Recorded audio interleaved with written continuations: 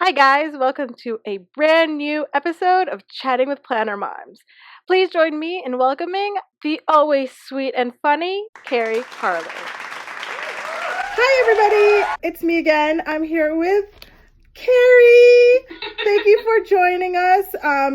Today we will be chatting about being a planner mom. Go ahead, Carie, introduce yourself. Hi, I'm Carie Harling. First of all, I'm super nervous and I'm really thankful to you for inviting me. Thank you so much. I'm still like, oh. So that's me. I'm Carie. We have a lot of boys. I have a big family. I have a husband who travels a lot for his job. And so yeah, stuff like this it's my stuff. I have to have my own stuff in the midst of all that. So things like that make me happy. Okay, Carie, tell us, when did you start journaling, bullet journaling? What do you call it? Just planning pretty much because I change it a lot. Yeah. I feel like my planner is one of the few things in life, like any of us have any control over, is our planner. So I do like to change it a lot. I started, like, for as long as I can remember, I was always that kid who had a book, a notebook, and a pen. And I grew up in, like, the Lisa Frank days, if you're old enough to remember. Yes. Yeah. So I had to, so then it was a sticker book and my notebook and my fancy pen and a book to read. And that was probably since I was like 4 or 5. And then like legitimate planning, like, okay, I have stuff to keep track of. That's like middle school. Okay. So, like assignments and extracurriculars and stuff like that. And that's just, it makes my brain very, very happy because like I said, it gives me this facade of control that I don't really have. But I'll take the facade. I'm okay with that. Yeah. Oh, I definitely love Lisa Frank. I would have my grandfather buy it for me at the supermarket. I was a sticker hoarder back then. I still have original 90s sticker sheets, like, untouched. That's awesome! Yeah. That's so awesome. It's awesome and it's also embarrassing. Because I still knowingly can't make myself use them, but it's pretty cool. It's a great memory. Yep, I couldn't either. It'd be like, those are like in a sleeve protector, all pristine. Like, those are precious. They are. Tell me, what are your 3 favorite planning tools? Oh, I brought. Yes. Show and tell. I mean, aside from the planner itself, like if we're not going to count the planner itself, first of all, tabs. Yes. Tabs are one of my absolute favorite things. I have literally done soul searching trying to figure out what it is that my brain likes so much because I will tab all the things. I love your tabs. I do. I love tabs so much. I don't know why. I don't know what it is, but I like knowing where everything is very quickly, especially in a bound book. I'm in a bound, like a STALOGY right now. So I like being able to get to stuff quickly. And then as like the planner community has grown and there are so many incredibly talented people making stickers and tabs, and I figured out how to make stickers into tabs because I love tabs so much. So I can't resist the tab thing, like, because now they're super pretty too. Like I like the functional, but there's so many pretty tabs out there. So tabs are like my number one. Like that's, come on, it's a little ridiculous if we're honest. I love the tabs. I'm not a tabber. I haven't done any tabs yet. My thing is, I haven't found the right, cover maybe that my tabs would be protected. So I don't want them folding. So that's something that maybe sometime in the future I'll think about, but I do love your tabs. Oh, thank you. I also find it so easy that you could just pull it and move it over and know exactly where everything. I love that. Yeah, it makes it. I'm still getting used to the whole. I mean, I've been in bound books before. Don't get me wrong, but I haven't had like every single thing in one book. You're in one book. I had a little notebook in front of this actually that had like the grocery list and like spending tracking. The inbox. I just started an inbox. Yeah, exactly. And I'm like, I don't need that in there. I'm just gonna put it all in here. So then I put even more stuff in the one book. So then it's like, gotta tab that stuff so I can find it. My husband goes, you add stuff to that just so you can put tabs in there. Absolutely. And I'm like, yeah. Your point. Yeah. My husband will say, are you writing things down at 10 o'clock? And I'm like, yeah, because I want to be able to cross off what I already did. He's like, that's ridiculous. I don't think that's planning. I'm like, babe, this is absolutely planning. This is exactly. It happened. My planner, if I call it planning, it's planning. It's mine. I will do that at the end of the day. Oh yeah, I did that too, and I did that too. Look at that. Pat on the back. It's a common thing in our house. Like somebody will tell me something, and I'll say, okay, like if I'm in the middle of washing dishes, they all want to tell me important things when I'm literally elbow deep in suds. Like, if it's not your turn to wash the dishes, if it happens to be my turn that night, I'm like, y'all need to go get a Post-it note and write it down. Don't even talk to me. Just, I love you. Don't talk to me.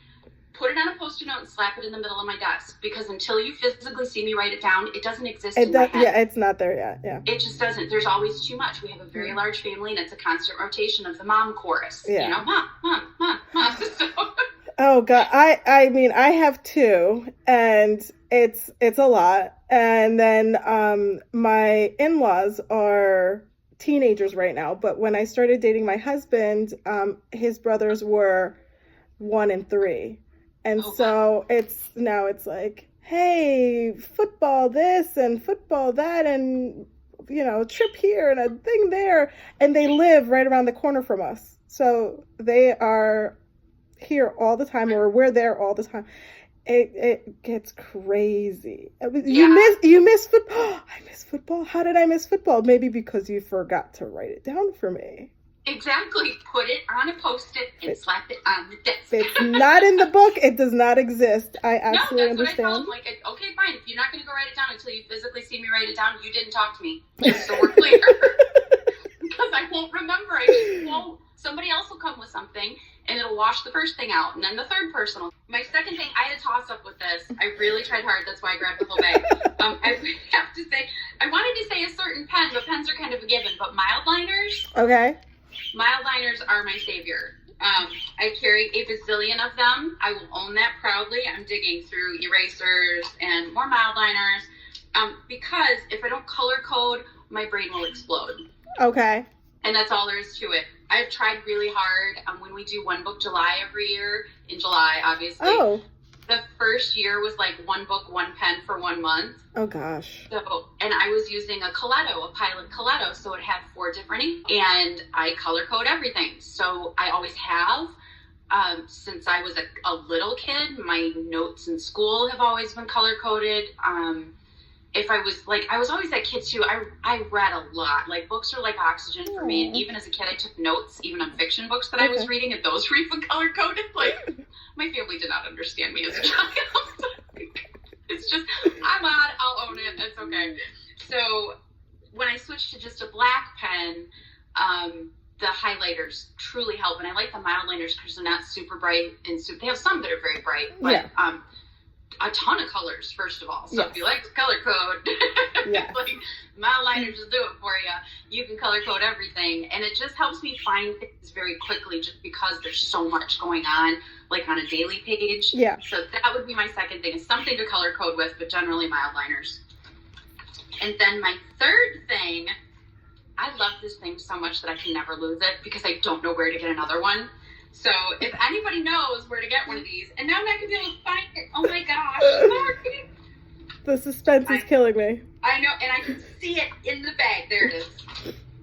Okay, y'all are going to laugh at me really hard, but I'm okay with that. Okay, I don't use a lot of stickers. I go through streaks. I shouldn't say I don't. I will use a gazillion stickers, but I get very distracted by them. Okay. And I get to where I'll make this pretty layout, not because I did anything, but because some talented shop owner made beautiful stickers. It has nothing to do with me. And I'll lay them all out, and then I'm like, oh, something will happen quickly and need to write it down so I don't forget it. Oh, where am I going to write it? Like, do I write it on that pretty sticker, or I was going to write that there? And I sit there and debate about where to write things, which is so not how I plan. I just jot stuff down. So when I do use stickers, even if it's for like date covers, or I love really tiny stickers, like MJ and Hope has great mini stickers. Paper Panda has great small stickers. These little pointy tweezers help me put them down straight. That was so not what I expected. No, I mean, that is amazing. I mean, granted, this series is really new. And I haven't had too many guests, But one of Carrie's favorite things to plan with are tweezers. Tweezers. Get yourself some tweezers, ladies. I tell you what, I love grid paper. I've tried dot grid. Dot grid and I do not get along. Really? I love the look of it, but I feel like I write so sloppy on it, and I write sloppy enough. So I use grid paper almost exclusively. And when you lay a sticker down on grid paper, it is immediately apparent if it's not straight. Because you've got all these lines around it going, yeah, that looks great, that's straight. And if you look at it like this, it's great. So these were, my grandpa had these in his office. And he had a couple of them. I'm kicking myself for not taking them up on taking them all. But when my grandparents moved, he's like, hey, I have a whole desk drawer of stuff in there because I've always loved the office supplies. Always loved that stuff, you know. And a couple of my boys are like that too. We would literally go to Office Max for fun. Aww. But these puppies are so pointy. They're so super pointy. I literally, when I laugh, I like stab myself in the neck with them. They're super pointy. But for those little tiny stickers, like I can pop them right off the sticker sheet. I love that. And they're straight. I can put even the little tiny, MG and Hope has these little itty bitty square icon stickers that fit perfectly in a 5mm grid. Oh my god. They fit in the little box. It makes my brain so happy. They fit beautifully. But if you put them in there crooked, it's immediately apparent. Yeah. This is fast because they're super pointy. You just pop them off, put them on, and move on. Plus, I drink a lot of coffee, obviously, so I'm like, a little shaky. Scissors, people. I love that. That is, I mean, that is, I am so glad I am able to bring this news to the world. That is fantastic. They're so pointy. So I don't know. I love these. These were like literally, he was a tool and die designer before he retired. So they're like hardcore metal, like they're heavy. Like I don't know where to get these again. So I guard these. These are precious. Yeah, I mean, I don't think you'll have many people fighting you for them though either. I don't think so. I think I'll be okay. The question is, can I not lose them? I love that. That's great. They go everywhere with me. Like the bag, whatever pencil bag I'm using, they go immediately in the bag. I love it. I absolutely love it. Stop using stickers because I won't be able to land on straight. Oh gosh. Oh my goodness. I saved the best one for last. Yeah, no, that was amazing. That was awesome. As a mom of many, mom life is hard. When do you find, how do you plan? How do you find that quiet time to sit down and lay it all out? It's usually Friday, Saturday-ish, sometimes Sunday. A lot of times, if I'm really honest with you, it's not all at once. Like for the upcoming week, let's say, especially if it's the end of the month, so the new month is also starting. Yeah. The following week, it's usually spread out here and there. I always tell people I live a life of interruptions. I like that. It's constant. I mean, the bulk of our children are like teenagers and into their 20s, which I freaking hate to admit, but it's true. Wow. Some of them are as old as they are. But our youngest one is 6, and he's very much a like, mom kind of kid. And when Mike travels, especially, he misses daddy when he's gone. So then he's especially in my face. So when I sit down to do like the upcoming week, especially when that upcoming month is coming with it, it's in bits and pieces. And I always try to start with the big picture and go smaller. Okay. So I will look through like what's coming up that needs to be done. I look at Mike's hockey schedule, get the upcoming months laid out first. And then usually by then I've been interrupted and I have to walk away. And then I will look at the upcoming week, that first week of that month, and fill in my weekly calendar. So that's just appointments. A couple of the boys who still live at home, one of them just got his first job that's not like a volunteer job, so that's like schedule intensive because he doesn't drive yet. Oh gosh. So I get to drive him. Oh gosh. Even when he gets old enough to have his license, I don't have a car to just hand him, so it's like we'll be sharing a car. So that gets intense. Oh my gosh. And it gets intense. We've been through it with the older kids. Like we've been through it. He's the 5th one that we'll be going through this sharing the car thing with. I just haven't had to do it in a little while. Yeah. Try to practice. Son is right on his heels. He'll be needing a car right behind him. So hopefully they could just combine incomes and share. Exactly. That's what I'm hoping. I'm hoping it'll be like, okay, guys, we might be able to buy another car, so then they can inherit the hand-me-down car, and then we won't have to be share anymore. But that's not going to happen for at least another year. So it's just this like mental change of, okay, haven't had to share a car in quite a while. Mike and I had to share a car for a while, but I wasn't sharing with the kids because the older two had their own. And so I'm like, appointment stuff, time-sensitive stuff, their work schedules, Mike's travel schedule. Two of our boys we homeschool, so homeschool group stuff, and the classes that they take, like at the local museum. I'm exhausted. I need a nap. Hence all of the coffee. Wow. So I do all the time-sensitive stuff first, because that kind of dictates the task-oriented stuff. Because if I don't have time to slot stuff in, I can't do the tasks. Yeah. So, and then usually for the week, it's just a big old list. You know, what do I think I can get done this week, or what has to be done this week? So I try to start with the month and then work my way down. I like that.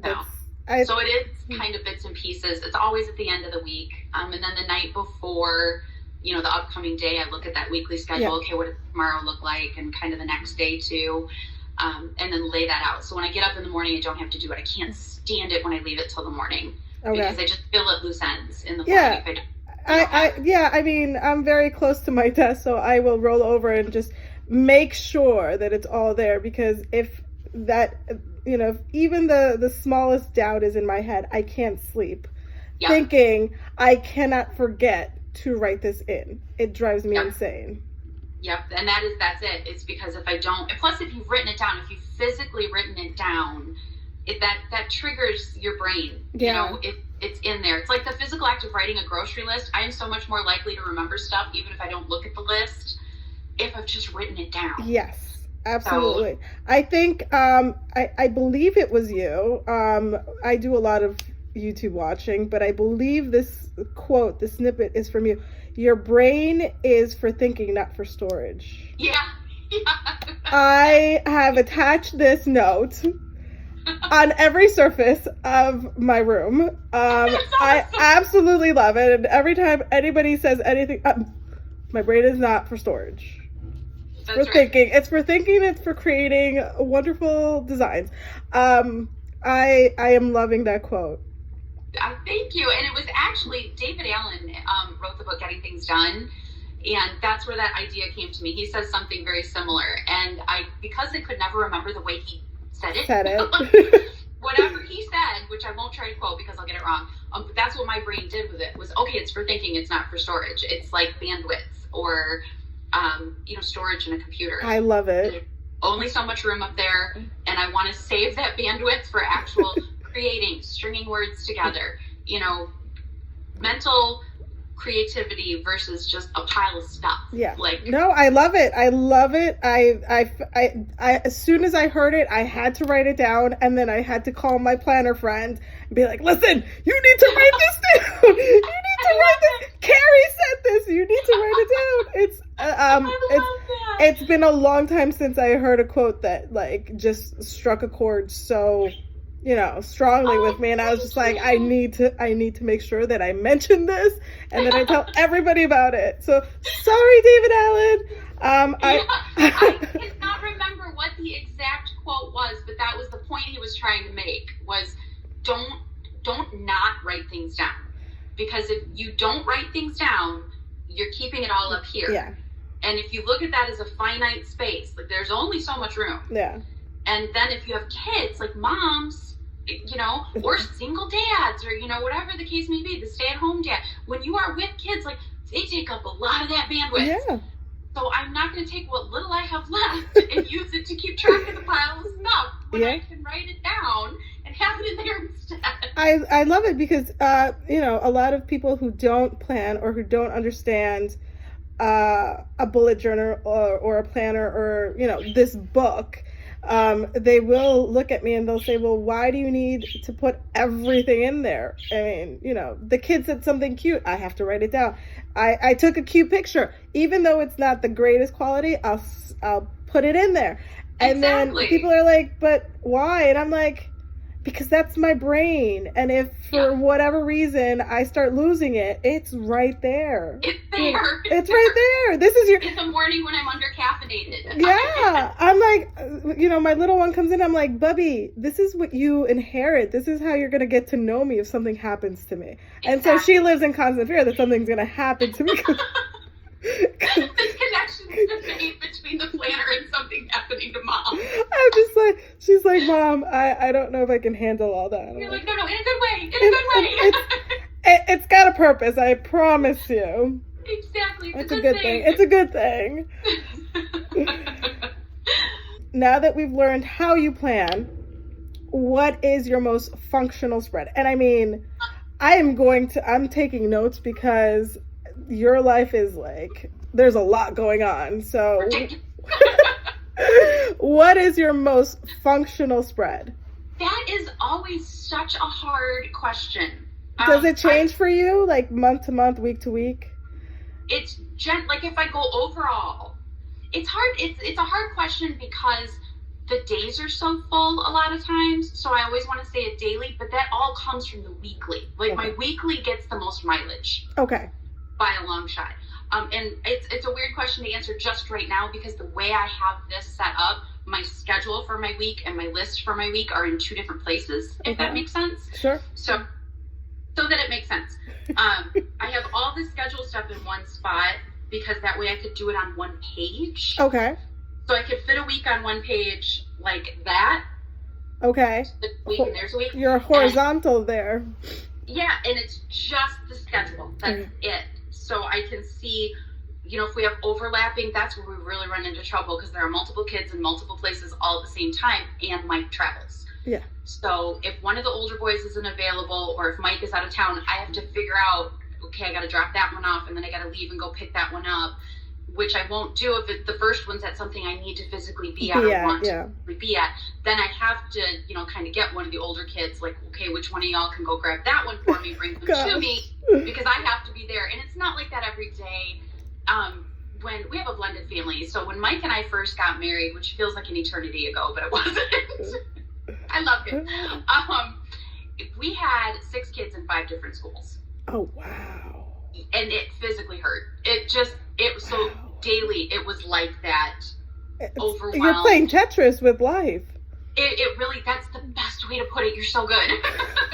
It was chaos. It was chaos. And Mike had just gotten his job with the hockey team. So then he started traveling. So having that weekly where I could look at the week and see the days with a lot of blocks of color, like, holy cow, Thursday's going to try to kill me. You know, how am I going to make all this happen? Thankfully, I did have the oldest one was the only kid who drove at the time. So he could help, you know. He became Mr. Mom. He did. Plus he worked too. I mean, he was in high school and he worked also. So it was like, so the weekly helped me see those days right away because of the color coding at a glimpse. I could look and go, okay, Monday will be fine. Tuesday will be fine. Wednesday is going to be rough. Thursday is going to be torture. And then it'll be the weekend. So the weekly really got that. So I have like all the schedule stuff in one spot and then a big, huge spread of all the to-dos for the week in another spot so that sometimes I don't have to load a daily page down with, because I live a life of interruptions. Yeah. You know, I don't want to always fill up, oh, I want to do that and that and that because I have a really bad habit of overscheduling Mondays. Yeah. I don't know why. I guess because everything just that didn't get done on Friday or last week kind of just, you want to be able to bring it in and it always lands on Mondays. Yeah. Yeah. And Monday also happens to be the heaviest migrated day for me. Yeah. Because all those things are not going to happen on Monday, so they start trickling down the rest of the week. They do, because it never all gets done. Never. The week before. It never does. And I'm like, and that's okay, because that means I'm still doing. Yeah. Like, I'm still here, and I'm still getting stuff done. It's never as much as I want to get done. And it's not always the things that I really wanted to get done, like my stuff. Yeah. But usually everybody else's stuff, you know, gets delegated. House stuff, like we split all that up, obviously. Like, at least I know stuff got delegated. That stuff gets done. The homeschool stuff gets done. The house stuff gets done. It's my stuff that tends to trickle. So I had a really bad habit. I did a video, it was a little while ago now, about like 5 bad planning habits and how to break them. And that was one of my biggies, was I would just dread Monday. First of all, everybody, you know, most everybody doesn't like Mondays anyway because it's Monday, right? But like, I'm home. Like, Monday isn't different than any other day for me. Yeah. Except for the public school kids who are like, it's Monday, I have to go back to school. No, that's always a little battle. But it was that trickle down. So I stopped dumping everything onto Monday, and I dump it all into a weekly list instead, because my brain goes, okay, I have 7 days for that. Yeah. Versus the one. So the weekly, I think if I had to live with only one spread, I might be able to live with a weekly only. I wouldn't want to. No. Definitely wouldn't want to. The monthly's nice because I can see Mike's schedule and how it fits in, and that, like, how much he's going to be gone, so that we're aware and we make sure we do something together. We make sure he gets time with Liam. That's a huge reason why we homeschool Liam. You've been planning for a long time. Give us some of your planner wisdom. Oh, goodness, wisdom. I don't know if anything I could ever say could be misconstrued as wise. But we're listening. We're listening. I would think, because I do this, I'm very guilty of this, especially when it comes to, like, the pretty, like, wanting. I so want pretty in my planner. Like, I had to make sure I understood my brain and what my brain will do and won't do as far as paying attention. So I tend to be a very, very linear planner. Like, okay. If I'm going to do something, I outline it. If I'm going to, and it's not that there's a right or wrong. Like, we all, first of all, need to accept that there is no right or wrong way to do this. Yes. And there, again, aren't many things in life that there aren't rules and there aren't constrictions. So I figure within my budget, I can make this look and work however the heck I want, because this works for me and I do not work for it. So I can't play the comparison game. I had to learn that I cannot sticker a whole spread because I'll just stare at it. I won't use it. I don't know where to write. I don't. Where do you write? And I wish I did. And I bicker with my own brain, like, oh, just write it down. But if I don't write it down just right, and I don't like the way I wrote it on that gorgeous sticker, it'll bug me. And you're getting your stuff done, man, go for it. There's nothing wrong with that, because there's not a wrong way to do it. Yeah. So it's like, stay in your own lane and do what works for you, and let other people do what works for them, because there's not a right or a wrong way. And you have to know how you work and accept the way that you work, because I fought it. Oh gosh, when stickers started to become a thing, I fought my brain so hard. And I was just not getting anything done. I really write everything down and always have it with you.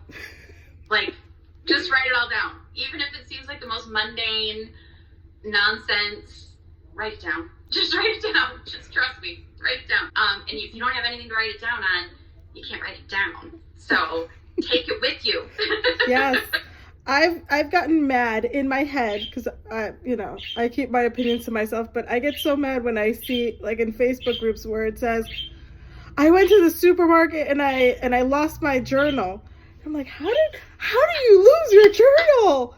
How do you leave your left hand behind at the store? You just don't do that. I mean, I'll lose a child, but I am not going to lose my journal. Mommy can't hold your hand right now. I have a book. I need to make sure this book makes it back home with me. What? Oh, no. Like, that's a distracted day. That is a hugely distracted, undercaffeinated day. That's all there is to it. So it goes everywhere with me. I do not like planning digitally, and there's nothing wrong with planning digitally. It's just I don't do well with it. Okay. Typing it in versus writing it down are two completely different things to my brain. Very different. So I just need a very rough, like, monthly overview look at the schedule itself. Plus, we all share a calendar, so everybody just kind of dumps their stuff into the calendar, and I can see everything at once. This is one of the things Mike gets a kick out of. I still sit and copy it all into here. Yes. Every month. Yeah, my husband does not do. He has a journal, and he likes to write in it very early in the morning, or he'll sit down and he'll write a recipe or something that has inspired him, and then but anything calendar wise, I can't tell him, because if I tell him, forget it. I mean, I can tell him right now we need to do something right now, and he won't. He won't get in here. No, he needs an alarm to ring on his phone and tell him, you need to be here 20 minutes ago. So we keep a calendar that way. I have the school calendar on the fridge, but all of that stuff has to get written into my journal. Yeah. I can only make a digital calendar. Let's be honest, they're pretty bland. Like, you can do some really cool digital, like, I've seen a lot of, like, in GoodNotes. Like the actual digital planner where, people have put it in, you can use your iPad. Like, that's a whole different thing. Like, that's a whole thing. I mean, if we can't make the book work, there's no way I'm dragging my iPad everywhere. And that's the thing. I will not carry my iPad everywhere for sure. So 9 times out of 10, this goes with me. I'll throw it in the bottom of the tote bag. I won't take a whole lot, and I'll take it. Sometimes I don't know what happens. You're just like, I'm not going to need it. And then I need it. Yeah. And I don't have it. I love it when I carry it, and then I didn't use it at all, but it was still with me. And it needs to be with me.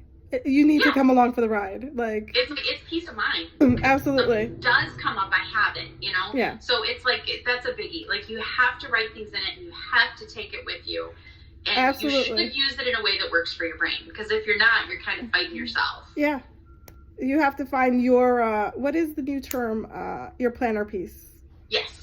Exactly. A lot of planning, just because I've done it for so long, it's just like in my nature. I don't know why. And I know a lot of people are like that. It's just kind of in their nature. If it's not, I really admire people for whom this is not their kind of hardcore wiring. I can't wait for the person that says this makes no sense to me, but I'm doing it anyways. Yeah. I can't wait for that person. Yeah, because it's like, that's a big undertaking. That is a really big undertaking. I've gotten like part way.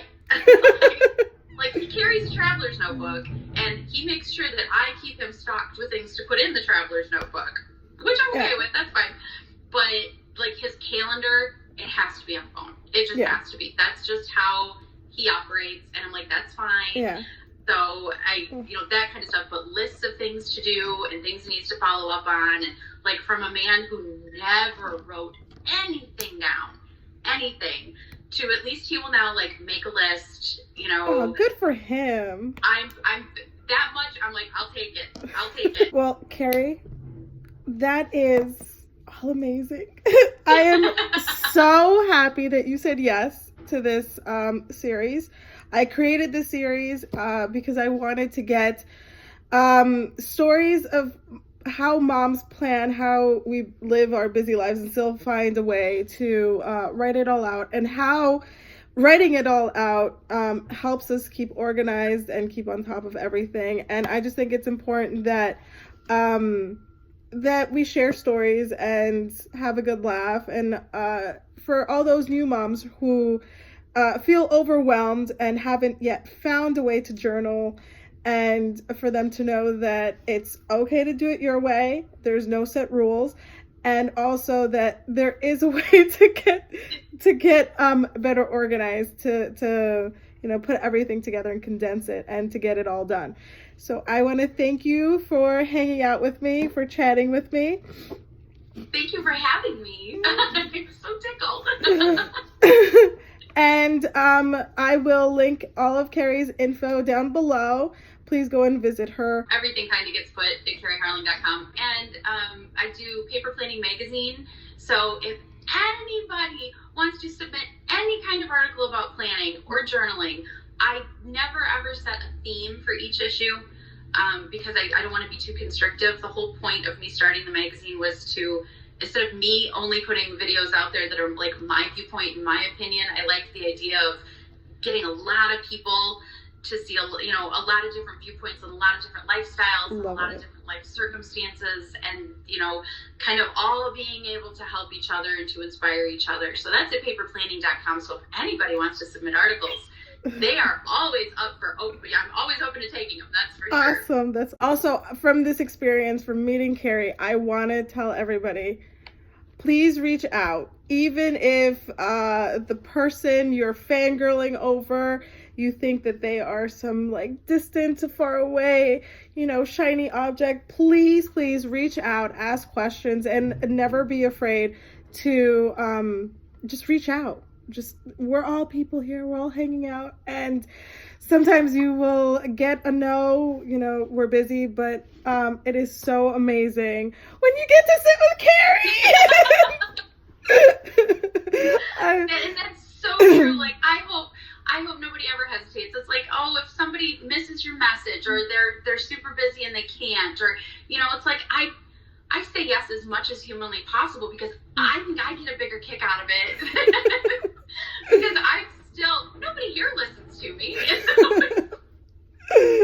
Why on earth, And like when I got asked to come to the masquerade in New York, like that blew me away. And I do this mental equivalent of, like you'll see in a sitcom where somebody's making eyes at somebody across the room and the person's like, oh, me? You mean really me? Like, I still don't, because I'm not anything special. I love it. I mean, you are. You're Carie. Are you kidding? So I so appreciate it. So I'm so glad you said that because that's true. Don't, anybody out there, you want to ask, like, don't ever hesitate to ask anybody because that's you putting yourself out there, and that I admire that. We are all fangirling on everybody's fangirling on everybody. The first time I got somebody who said, "Oh, you answered my message," I was just like, why wouldn't I? I'm just sitting here drinking coffee. I'm just sitting here. I'm like, I'm just sitting here at home. That's exactly it. It's just like anybody else. It's not,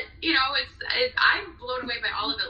Like I said, my family was always like, yeah, that Carie with her books and her notebooks and stuff. She's interesting. Like, my people. You all get it. You all totally get it. And I don't care how old I was by the time I finally found everybody. I'm glad we're all out there. We're all here. So, it's the whole idea of supporting and, supporting again and follow through. And I think that's huge. And there are so many, and I don't want to push away any guys in the community, don't misunderstand me, but there are so many women in this community. And that is a big, big deal to me, is to support as many as humanly possible. Yeah. So that's a part of what the magazine was kind of based on. Was, I mean, I can make videos, all day long if I'm interrupted, but that's just me, that's just my 2 cents worth. Like, yeah. I love watching videos and, reading blog posts and listening to podcasts. So to be able to kind of push everybody else's stuff out there, and part of how you can do that is to go ahead and contact people who've maybe had a channel for a while or had an Instagram for a while, and just ask. Yeah. Just ask if they'll do a collab or do an interview or write a guest post or whatever the case may be. It's like, at the end of the day, if you ask and they said no harm, no foul. Yeah, absolutely. So don't ever hesitate. Don't doubt yourself. There's no point in that. It's wasted energy. Carie, it's been lovely. Thank you so much. Thank you. Thank you. Thank you. I'm still stunned that you asked, so I really appreciate it. It's been so fun. So fun. All right, I will let you get to it. Bye, Carie. So much. Bye, sweetie. I'll talk to you soon. All right. Bye-bye. If you haven't already, please like and subscribe. Don't miss a thing. Thanks so much for watching. Bye. Funny. Yeah. Oh, hilarious. Oh, you made me cry a little bit. And then you start following me, and I'm like, try to be all professional and like do the intro. You should have seen me scrambling around moving stuff. There's like it's really cloudy today. So I'm like, okay, I can't sit over there where I always record because it's too dark. So then I started moving lamps and it was still too dark. So then I'm like, okay, and new tripod for the phone. I've never had a tripod for the phone. So I'm like, okay, we have a tiny house with a very big window. I'll face the window and open the curtains all the way. And it's all gray out there. It's ridiculous. But then I moved the lamp. So if the light is bad for you, let me know. And I apologize that I'm sitting in front of the television. No, it's fine. I mean, I don't know if you've ever seen any of my videos, but my bed is 2 feet from my desk. I have a really serious commute. So it's like right there, like, at any given time, the bird might start chirping. Like, that's her thing. She's a superstar. She's a total diva. She wants to be in every video. I love it. I absolutely love it. I like sequestered Liam. I'm like, are you good? You got a snack? You got a drink? I was sitting in the sea of Lego here earlier. Like, okay, this is just too distracting. I've already got the big window and it's kind of bright, even though it's gray. It's just way open. So I'm like, we got to move all this. So we're like shoveling Lego into the box. I'm like, see, you can camp in my room. He's got my iPad. He's got all the stuff. He's got all the stuff. I'm like, go ahead, kid. Go ahead. And then one of the boys is in there with him, and I'm like, do not open that door until I come get you. This is the mom life, though. This is serious stuff.